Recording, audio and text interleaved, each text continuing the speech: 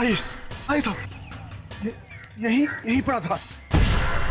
नहीं नहीं, यहाँ नहीं। ठीक से याद करके बताओ वरना सारी दारू यहीं उतार दूंगा। सर यहाँ पड़ी थी उसकी लाश। पक्का?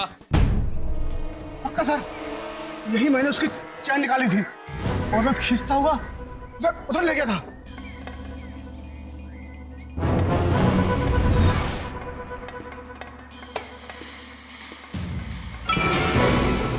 रे,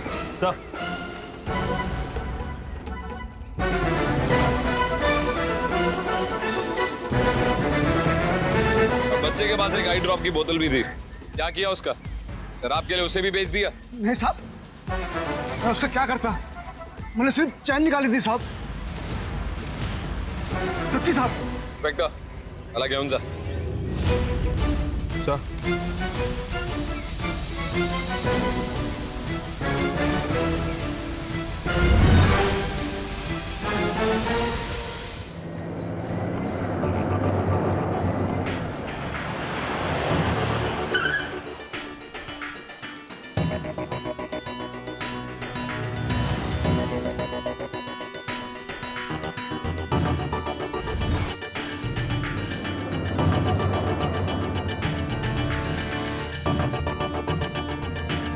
क्या पता चला आप लोगों को? मेरे बेटे को उसी चोर ने मारा। नहीं, उसने सिर्फ आपके बेटे के गले से वो सोने की चेन निकाली थी। तो फिर किसने मारा है मेरे बच्चे को?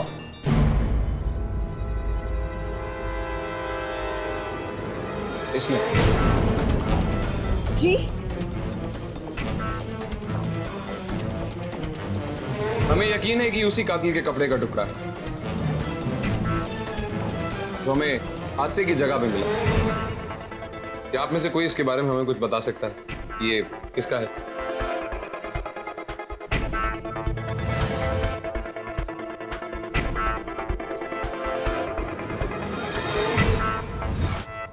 शाम 7 से 8 बजे के बीच जब टिंकू गायब हुआ उस वक्त आप कहाँ थी? मैं अपने कमरे में आराम कर रही थी। आप बता सकती हैं इस कपड़े के टुकड़े के बारे में कुछ? और कोई दूसरा सबूत नहीं है आपके पास? एक जरा से टुकड़े से कैसे पकड़ सकते हैं आप कातिल को? हम आपके आगे हाथ जोड़ते हैं, जब तक कोई पक्का सबूत न मिल जाए ना, यहाँ मत आइएगा।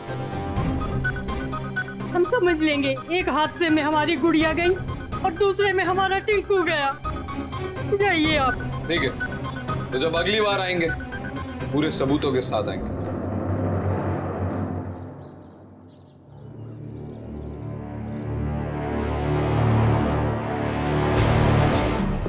अभी तक एक बात समझ में नहीं है कि टिंकू की हथेली पे निशान आए कैसे? गले पे जो निशान है वो गला घोटने की वजह से आए हैं, लेकिन इसके हाथ पे ये निशान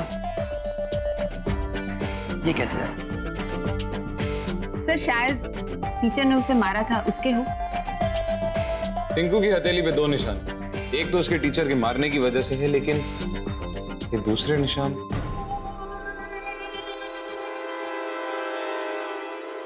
लेकिन उसके बाएं हाथ पे जो निशान था उसके बारे में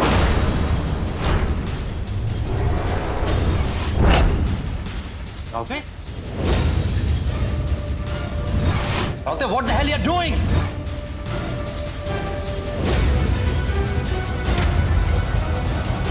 Rauke, leave her! Rauke, I'm saying leave her!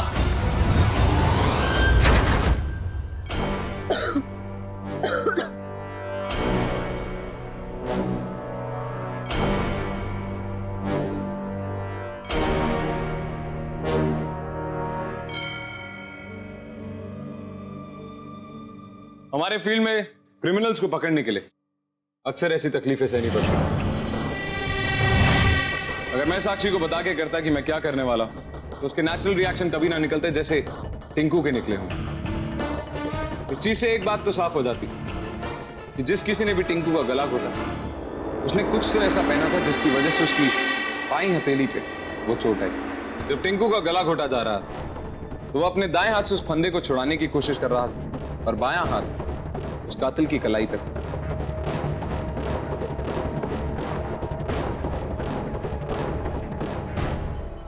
I think we found a killer.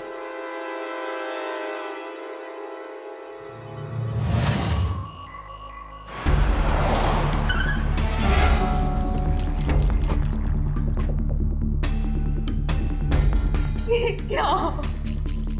Sunita कहाँ है? सुनीता से किस लिए? वही है टिंकू की कातिल।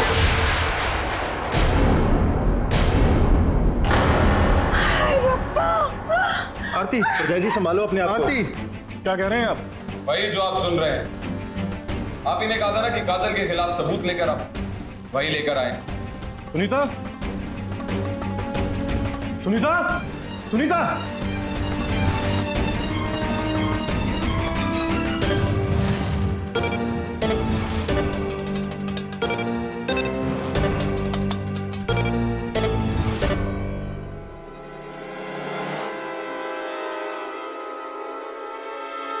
सबूत। ये सुनीता शाम को 7 से 8 अपने कमरे में आराम नहीं कर रही थी। इतनी देर से सुनीता घर पे नहीं, आप लोगों को खबर तक नहीं। हमसे छुप के भाग गई होगी। वो अपने मायके चली गई होगी। नंबर लाइए वहां का। अगर उसने सच में ये पाप किया है तो वहां कभी नहीं जाएगी। वो सब हम पे छोड़ दीजिए, वहां का नंबर दीजिए।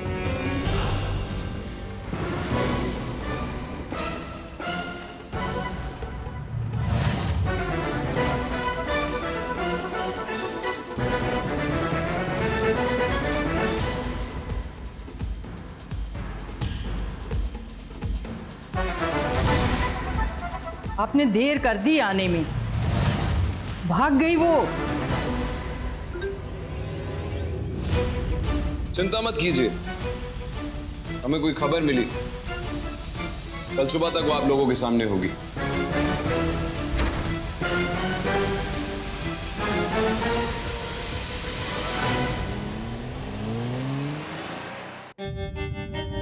तुमने वहां पे झूठ क्यों बोला कि सुनीता के बारे में तुम्हें कुछ इन्फॉर्मेशन मिली है?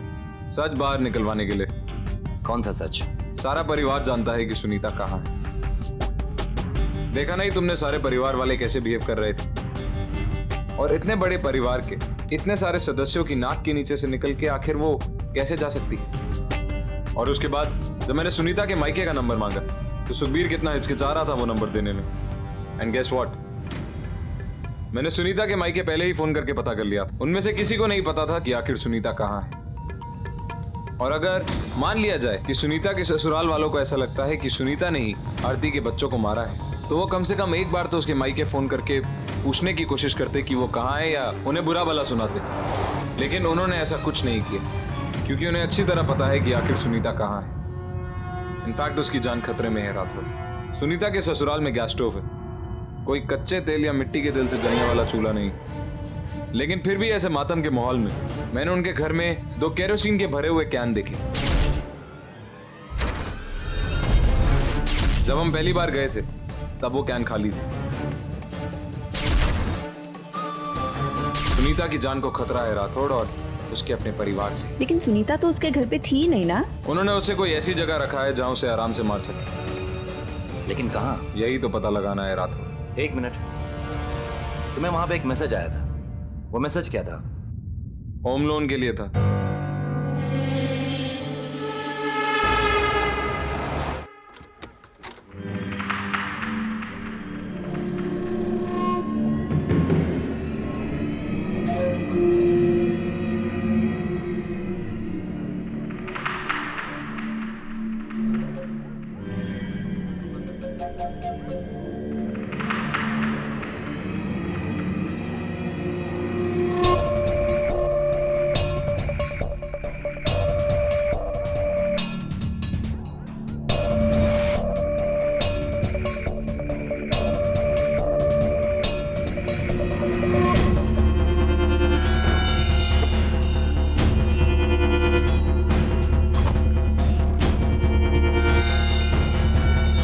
तुम दोनों यही रुको।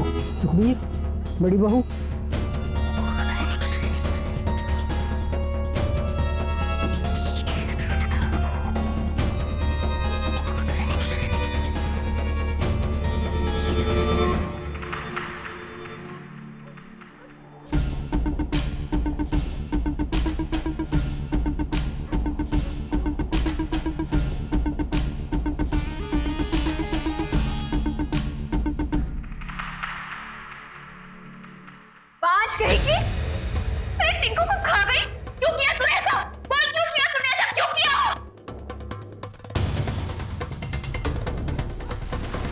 मर जा तू, इसी लायक है तू।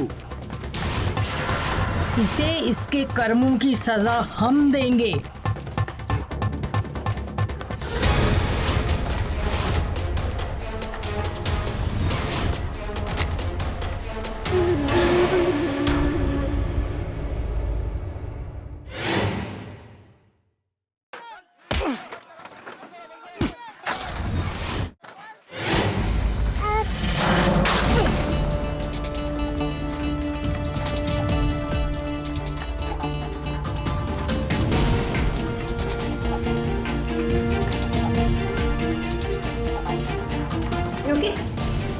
सर,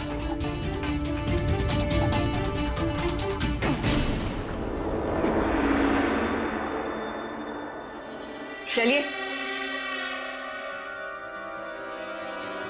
माना कि सुनीता ने गुनाह किया, लेकिन इस तरह उसे सजा देकर, कानून अपने हाथ में लेकर आप भी उसी गुनाह में भागीदार बनने जा रहे थे। इसने काम ही ऐसा किया है, सजा तो इसे मिलनी चाहिए। कानून था इस पर, आप बनाइए। सजा मिलेगी इसे और इसे सजा कानून देगा, लेकिन सजा देने से पहले ये जानना ज्यादा जरूरी है कि इसने क्यों किया और कैसे। चला दो मुझे, पीछे चला दो मुझे, सीधा चला दो मुझे, चला दो मुझे। लेकिन क्या दोषी सिर्फ मैं हूँ? मेरी गलती क्या थी? यही कि मैं भांज हूँ मैं भांज। आरती भाभी के पहले बच्चे के नामकरण पर जब मैंने उसे अपनी गोद में लिया था, तब मुझे लगा ही नहीं कि मेरी गोद सूनी है। लेकिन भाभी ने मुझे इतनी जली कटी सुनाई कि मैं सोच भी नहीं सकती थी। जल्दी से बड़ी हो जा मेरी गुड़िया, फिर तू भी मुझे माँ कहेगी। मेरी सोनी कुड़ी माँ कहेगी ना मुझे, कहेगी ना? बोल बोल। खबरदार,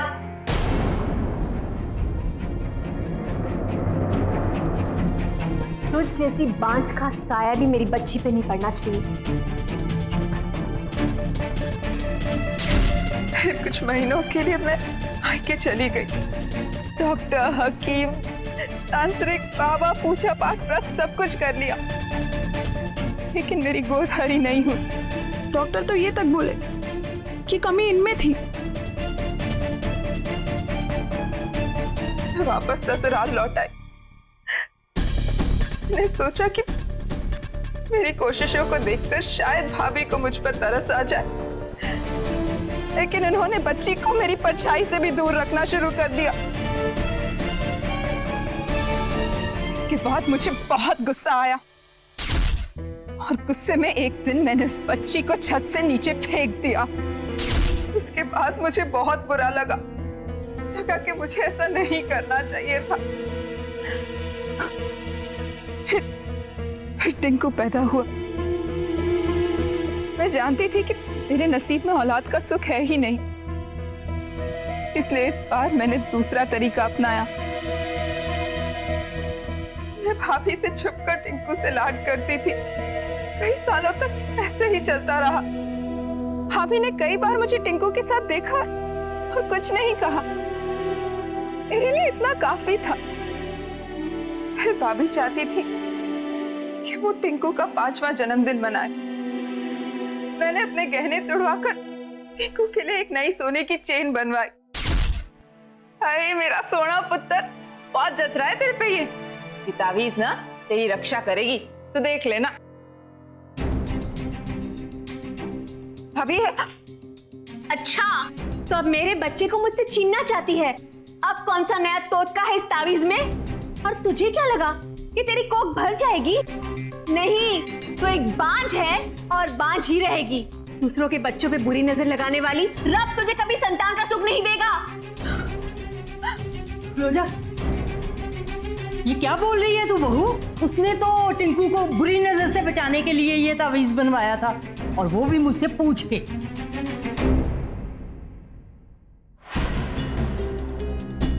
मत पहनाइए बीजी, देख, तू इसके जन्मदिन तक इसके गले से नहीं निकालेगी। उसके बाद जो तेरा माना है ना, करती रहना। मैं पूरी रात नहीं सोई। मैंने सोच लिया था भले ही मेरे नसीब में संतान का सुख ना हो, लेकिन भाभी के इस घमंड को मैं तोड़कर ही रखूंगी।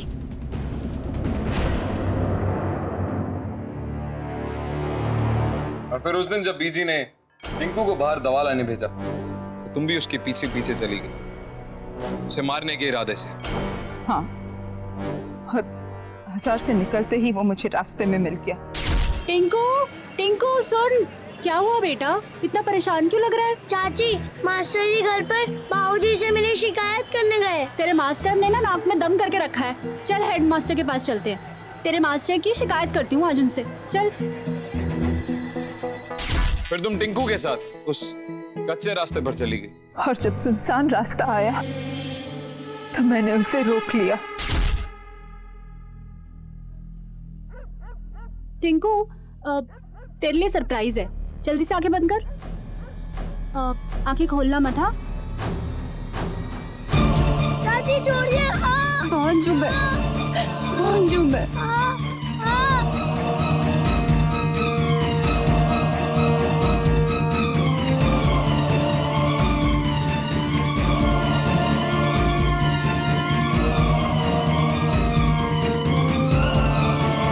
और फिर उस दिन जब हम वो दुपट्टे का टुकड़ा लेकर घर आए तो बीजी पहचान गई थी कि वो दुपट्टा आखिर है किसका। लेकिन आपने हमसे उसकी असली पहचान छुपाई। हाँ, उस रात जब ये टिंकू के पीछे गई तो इसने समझा मैं सो रही हूँ, लेकिन मैं जाग रही थी। इसे निकलते मैंने देख लिया था। तुम लोगों से भी इसने झूठ बोला कि ये आराम कर रही थी अपने कमरे में। मैं अपने कमरे में आराम कर रही थी। और वो दुपट्टे के टुकड़े जो तुमको मिले, वो दुपट्टा मेरा देखा हुआ था। बीजी, मिली क्या मैचिंग? मैं तो देखते ही पहचान गई कि ये डाइन ही घर के बच्चों को खा गई। फिर मेरे कहने पर सुखबीर इसे बहलाकर यहाँ ले आया और देखो, सबके सामने इसने सच बक ही दिया।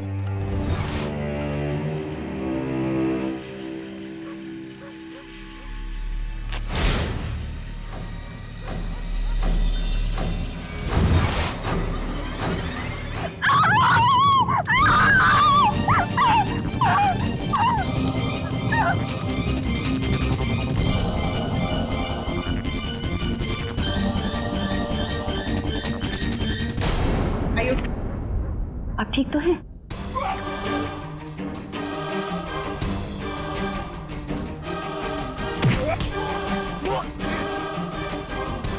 आरती, तुम एक मां होने के बावजूद एक दूसरी औरत के मां होने और मां कहलाने की चाहत को भी समझ नहीं पाई। अफसोस, सुनीता ने बहुत बड़ा जुर्म किया है, लेकिन उसके बीज उसके दिल में तुमने बोए थे। एक तरफ जहां हमारा देश तरक्की की तरफ अग्रसर है, दुनिया के साथ कंधे से कंधा मिला के आगे बढ़ने के लिए तैयार है, वहां दूसरी तरफ ऐसी धारणा रखना, ऐसे अंधविश्वास पर यकीन रखना कि अगर एक बांझ का साया किसी बच्चे के ऊपर पड़ेगा तो उसका असर गलत होगा, या फिर अगर एक बांझ की गोद में किसी बच्ची को दे दिया जाए तो वो बच्ची भी बांझ हो जाएगी। डिस्गस्टिंग। जबकि एक औरत के मां ना बनने में उसका पति भी जिम्मेदार होता है।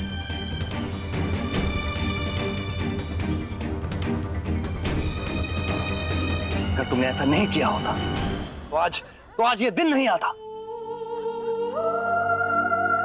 काश कि तुमने इसकी ममता को बाहर निकलने का एक छोटा सा जरिया दे दिया होता, तो आज शायद ये सब ना होता। सुनीता को सजा मिलेगी, लेकिन इसे सजा देने का हक सिर्फ कानून को है, किसी और को नहीं।